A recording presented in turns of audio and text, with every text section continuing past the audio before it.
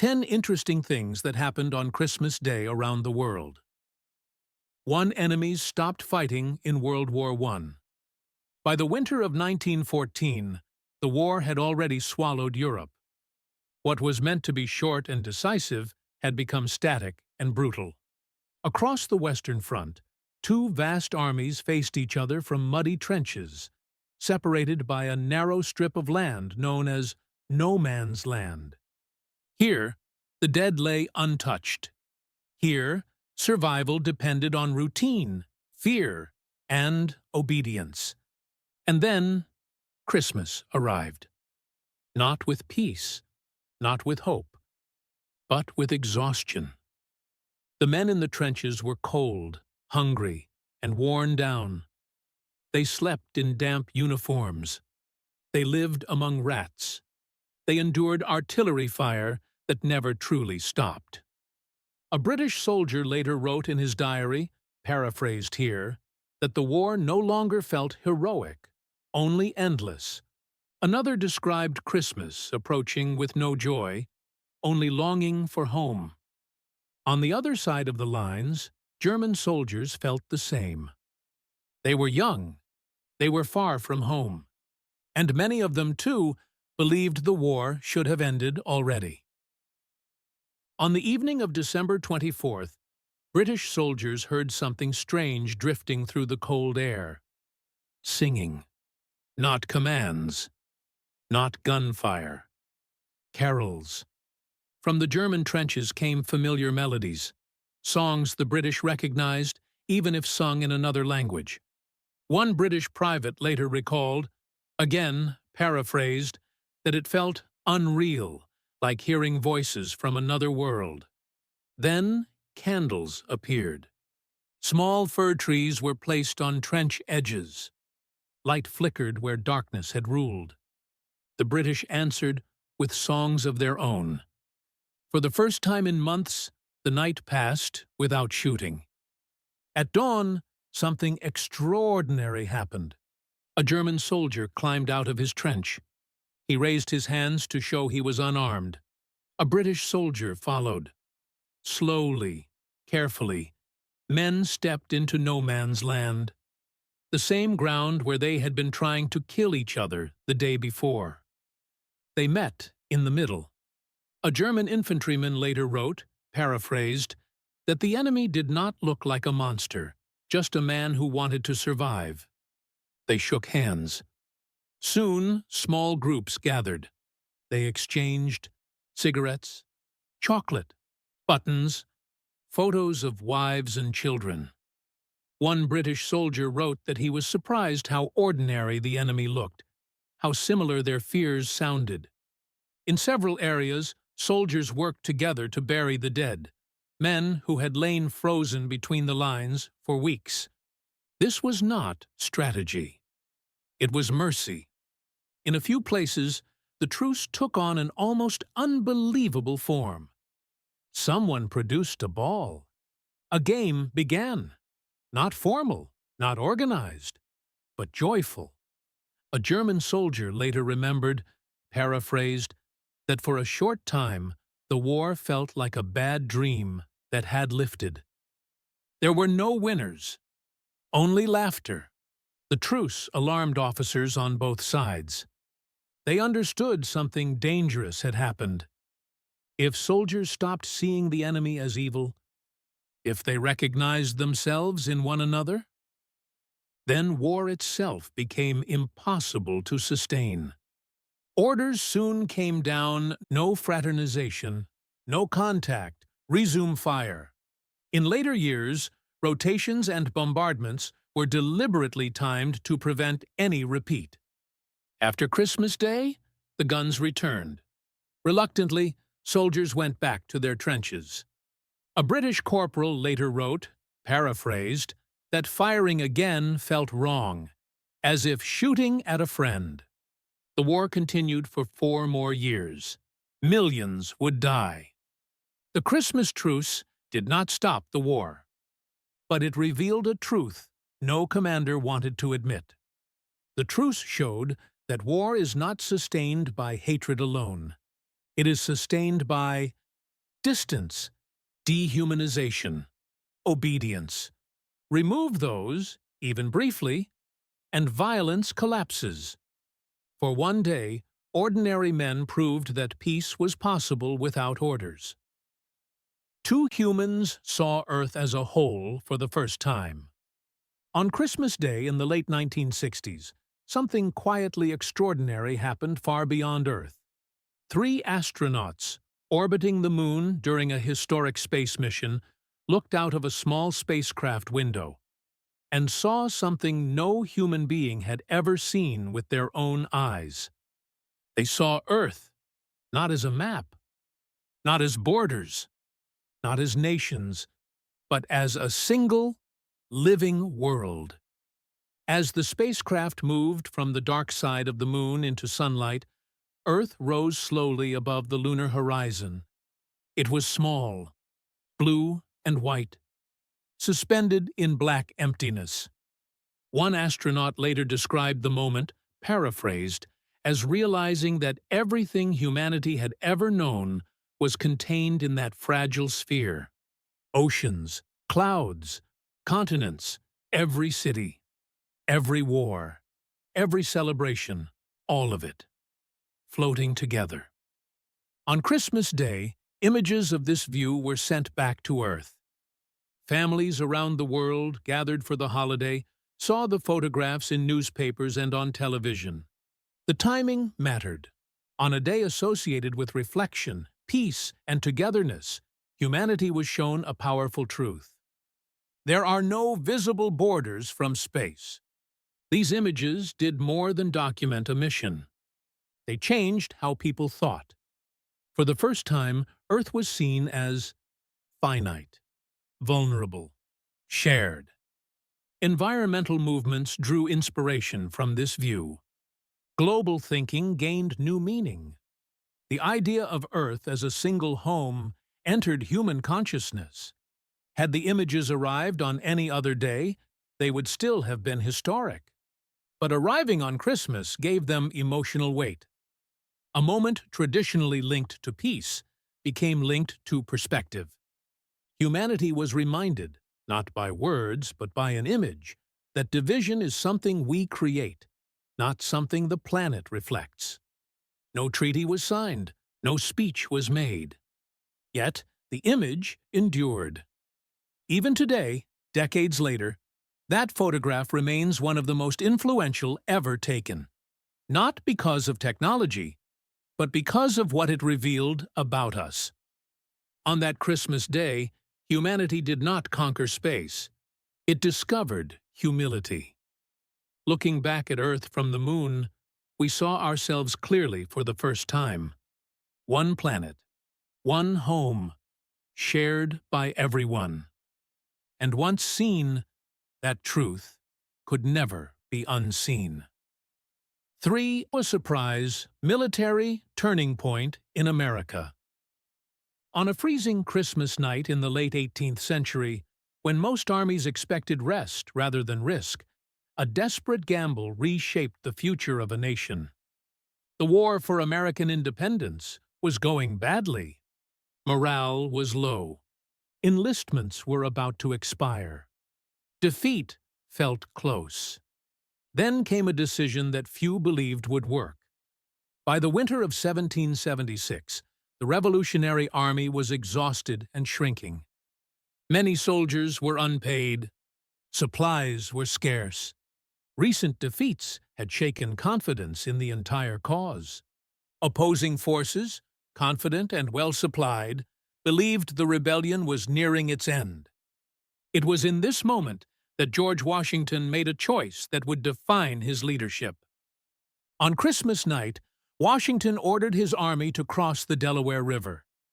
The conditions were brutal: freezing temperatures, ice-choked waters, snow and sleet driven by wind. Men struggled to keep their footing. Boats threatened to capsize. Cannons were dragged across the ice. This was not a symbolic act. It was a calculated risk taken because there were no good alternatives left. The timing was everything. The opposing troops did not expect an attack. It was Christmas. The weather was severe. Conventional wisdom said no army would move. When the attack came the next morning near Trenton, it achieved complete surprise. The victory was swift. More importantly, it was psychological. Militarily, the battle was small compared to later clashes. Historically, it was enormous. The victory restored confidence, encouraged re-enlistment, proved the cause was still alive. People who had begun to doubt independence saw that the fight was not over. Foreign observers began to take the rebellion seriously. This turning point is remembered not just for the battle, but for when it happened. Choosing Christmas night meant exploiting lowered expectations, turning routine into surprise, using symbolism to inspire belief.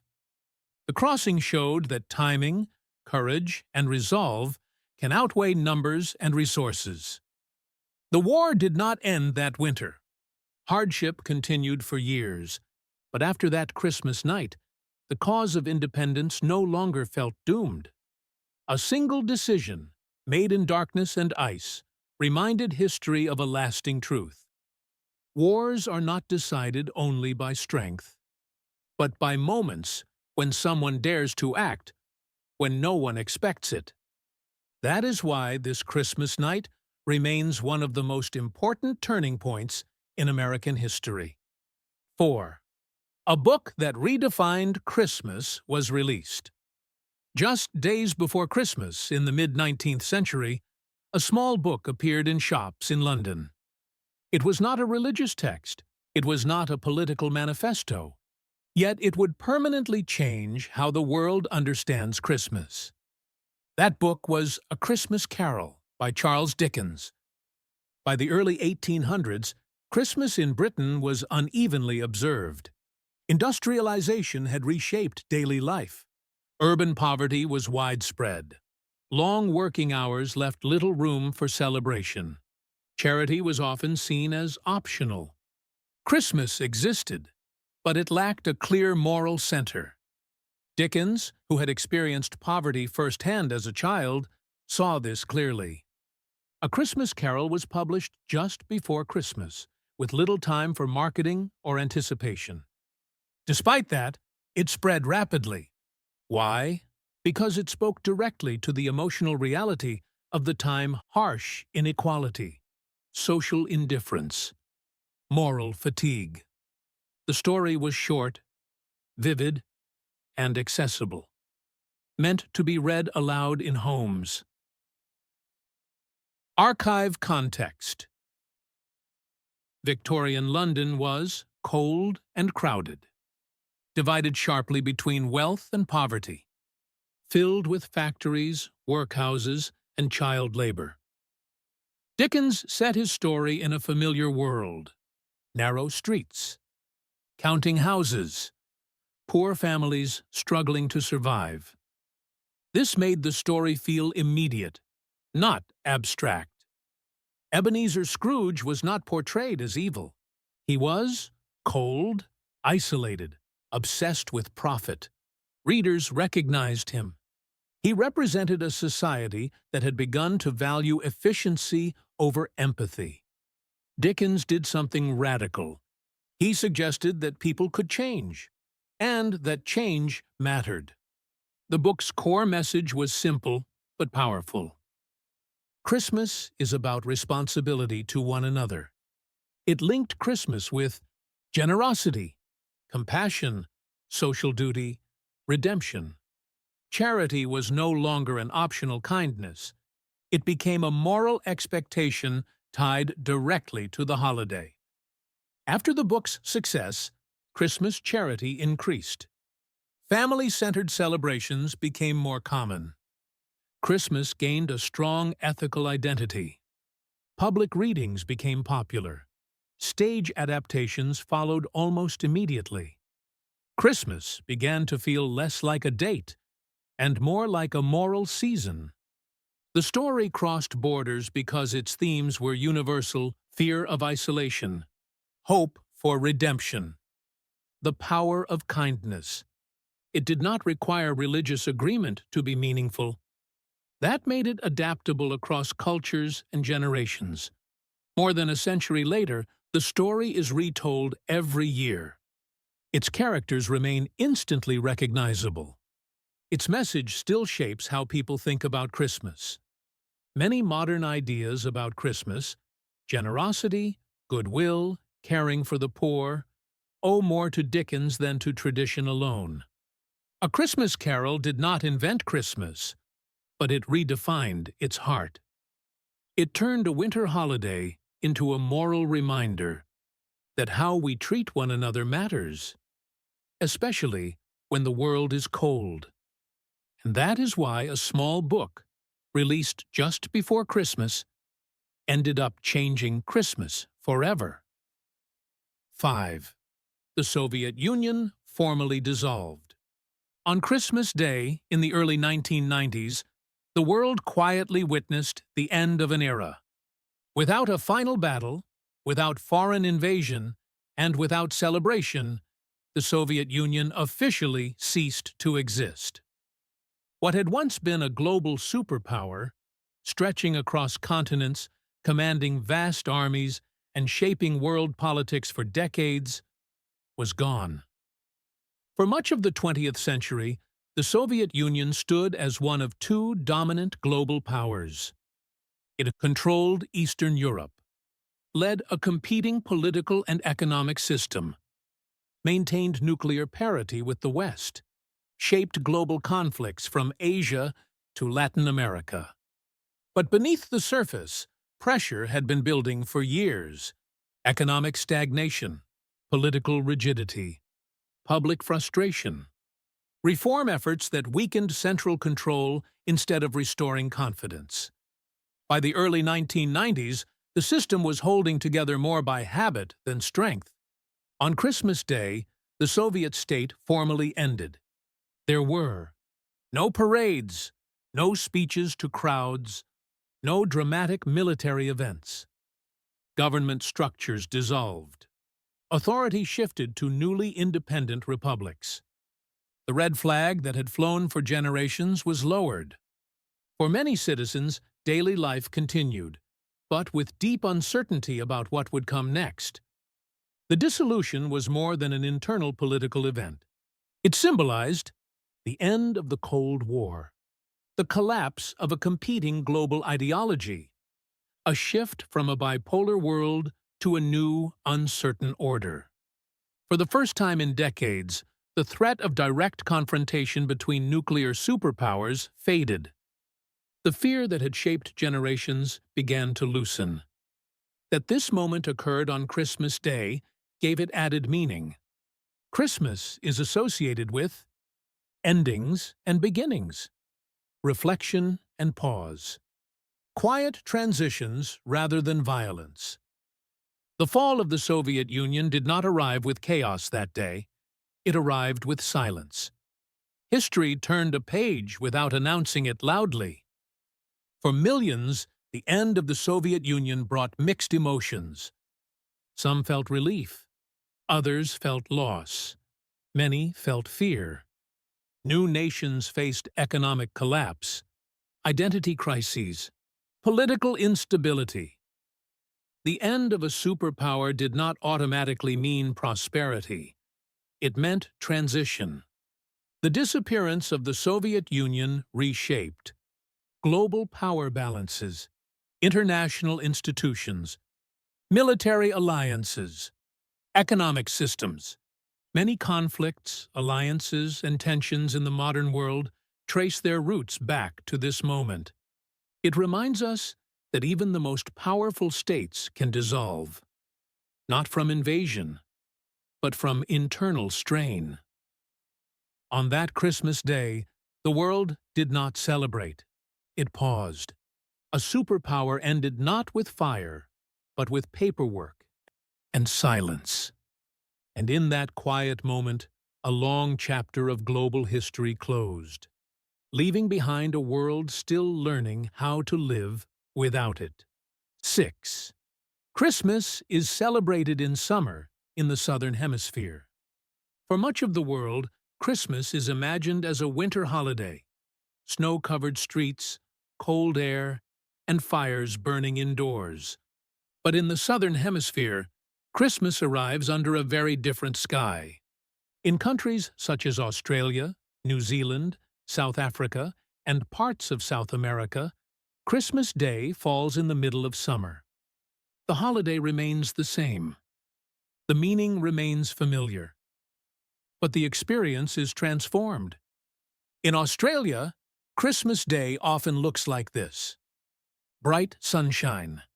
Temperatures well above 25 degrees Celsius. People heading to beaches instead of staying indoors. Families gather outdoors rather than around fireplaces.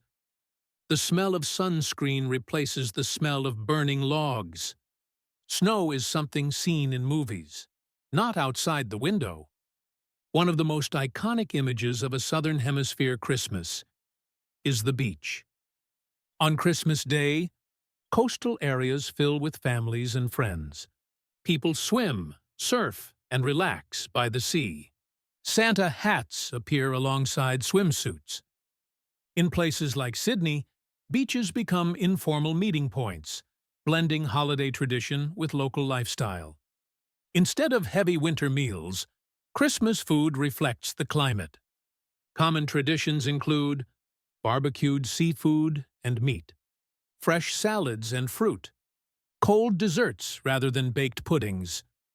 The meal is lighter, seasonal, and social, often eaten outdoors. Christmas adapts to what the land and weather provide.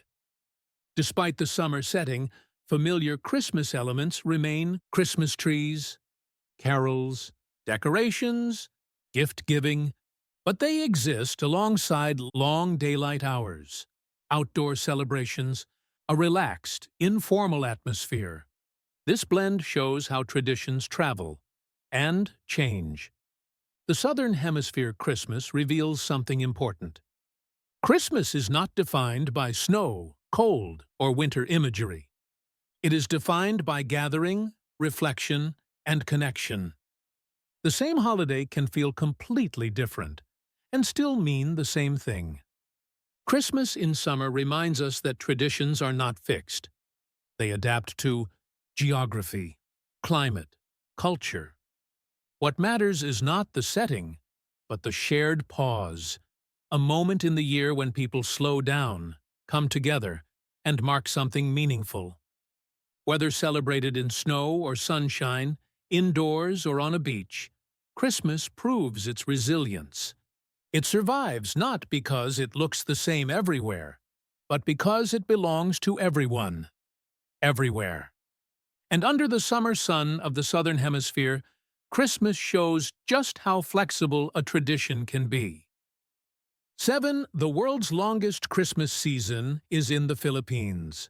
In many parts of the world, Christmas is a brief moment, a few days of celebration surrounded by an ordinary year. In the Philippines, Christmas is something entirely different. Here, Christmas is not a date. It is a season, and the longest one on Earth. In the Philippines, Christmas preparations often begin as early as September.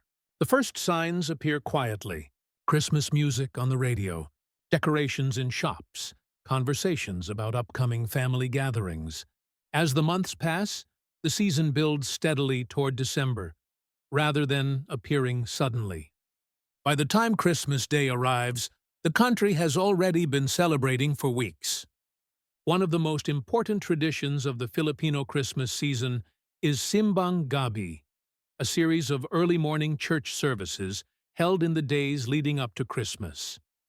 These gatherings begin before sunrise, bring communities together daily, blend faith, discipline, and anticipation.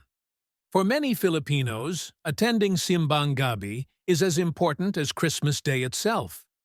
It reinforces the spiritual foundation of the season, not just its festive side. The most recognizable Christmas symbol in the Philippines is the parol, a star-shaped lantern. The parol represents the Star of Bethlehem, light overcoming darkness, hope during difficult times. These lanterns appear everywhere: homes, streets, churches, public buildings. They turn entire neighborhoods into glowing displays of shared celebration. Family is central to Filipino culture, and Christmas amplifies that bond.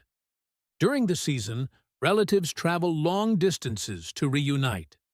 Overseas workers return home when possible. Extended families gather, often in large numbers. Christmas Eve is especially important, marked by a midnight meal shared after church. The celebration is warm, crowded, and deeply communal. The length of the Filipino Christmas season reflects more than enthusiasm. It reflects strong religious tradition, deep family orientation, a desire for joy and togetherness in a country that has faced hardship. Extending Christmas extends hope. The season becomes a way of holding on to light for as long as possible. By the time Christmas Day arrives, it feels less like the beginning and more like the culmination. It is a day of gratitude, reunion, shared meals, quiet joy after long anticipation. The celebration continues well beyond December 25th, often lasting into January. The Filipino Christmas season shows how culture reshapes tradition. It proves that Christmas does not need to be short to be meaningful. It can stretch, grow, and linger. In the Philippines, Christmas lasts so long because it reflects what matters most: faith, family, community, hope. The world's longest Christmas season is not about excess or spectacle. It is about endurance.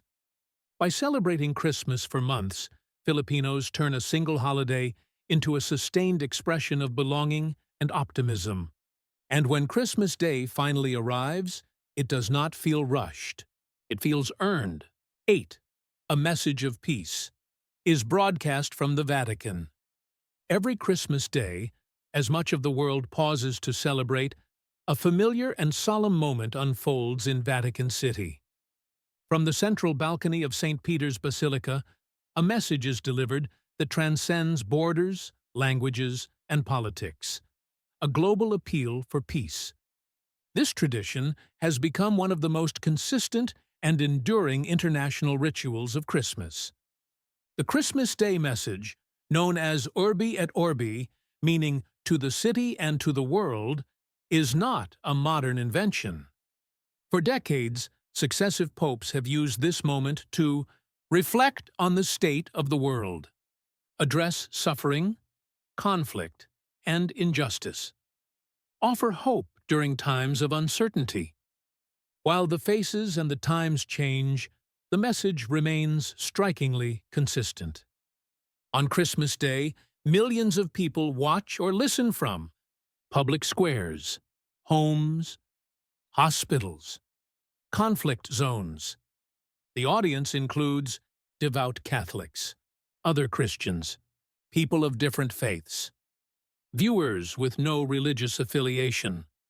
What draws them is not ritual alone, but the universality of the message. While the wording changes each year, certain themes return again and again: peace over conflict, dialogue over violence, care for the vulnerable, responsibility toward one another. The message rarely focuses inward. Instead, it looks outward, toward the world's wounds. Christmas Day gives the message particular weight. It is a day associated with birth and renewal, hope after darkness, the possibility of peace. Delivering a global appeal for peace on this day ties spiritual reflection to real-world responsibility. The timing turns belief into moral challenge. In a world of constant news and rapid cycles, the Vatican Christmas message stands out for its predictability and calm. It arrives at the same place, in the same ritual setting, with the same intention. That reliability itself becomes meaningful. It reminds the world that some values, peace, dignity, compassion, are meant to be repeated, not replaced. While rooted in Christianity, the message's reach goes beyond theology. It speaks in moral language understood by many: human dignity, shared responsibility, the cost of indifference. For some, it is prayer. For others, reflection. For many, it is simply a pause. The Vatican's Christmas Day message has lasted because it does not chase attention. It does not react instantly. It does not shout.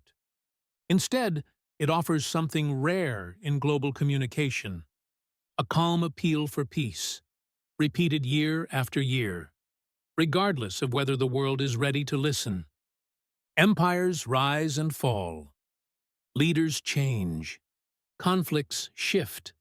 Yet every Christmas Day, from the same balcony, a message goes out to the world: that peace is possible, that compassion matters, that silence and reflection still have a place, and in a noisy world, that quiet consistency may be its greatest strength. 9. Christmas Day helped popularize modern charity. Today, Christmas is almost automatically linked with charity. Food drives, volunteer kitchens, donations for the poor, community outreach. This connection feels natural now, but it was not always this way.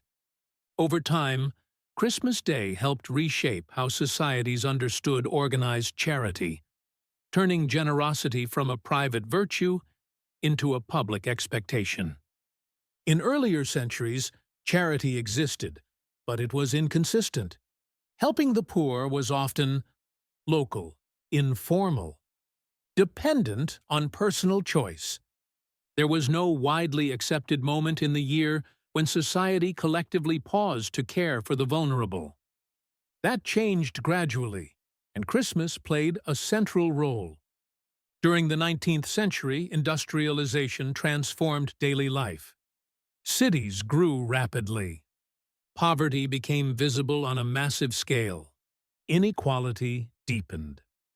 At the same time, Christmas was being redefined culturally, especially in Britain and Europe, as a season of moral reflection, not just celebration. Stories, sermons, and public discourse began linking Christmas with responsibility toward others. Christmas Day became a moment when wealth was visibly contrasted with poverty. Comfort highlighted hardship. Celebration exposed exclusion. This contrast created moral pressure. Helping the poor at Christmas was no longer seen as optional generosity. It became a social obligation. Charity shifted from something individuals did quietly to something communities did together. As this expectation grew, organizations emerged to meet it. Church groups, civic associations, and later formal charities began coordinating Christmas meals for the poor, clothing distribution, shelter and care for those without families. Christmas Day provided a clear deadline, a shared motivation, a powerful emotional anchor. Charity became structured, visible, and repeatable. Alongside donations, volunteering became closely tied to Christmas. People who might otherwise remain distant from social problems were drawn in by the season's meaning. Serving meals or donating time on Christmas Day came to symbolize gratitude, empathy, recognition of shared humanity. The act of helping became part of how people celebrated. Christmas worked as a catalyst for charity because it combined emotional warmth, cultural pause, moral storytelling. On a day centered on generosity and goodwill, ignoring suffering felt harder. The holiday created space for reflection, and reflection often led to action. Today, many of the world's largest charitable campaigns peak during the Christmas season. Food banks, aid organizations, and community services report increased donations, higher volunteer participation, greater public awareness. Even in secular societies, Christmas remains the time when generosity is most visible. Christmas did not invent charity, but it normalized it, making generosity a shared seasonal expectation rather than a rare personal choice. It turned helping others into a social ritual. Over generations, Christmas Day helped teach societies a powerful lesson. Celebration without compassion feels incomplete. By linking joy with responsibility, Christmas transformed charity from an occasional act into a cultural habit. And that legacy, more than decorations or gifts, continues to shape how the world understands what the holiday is truly for.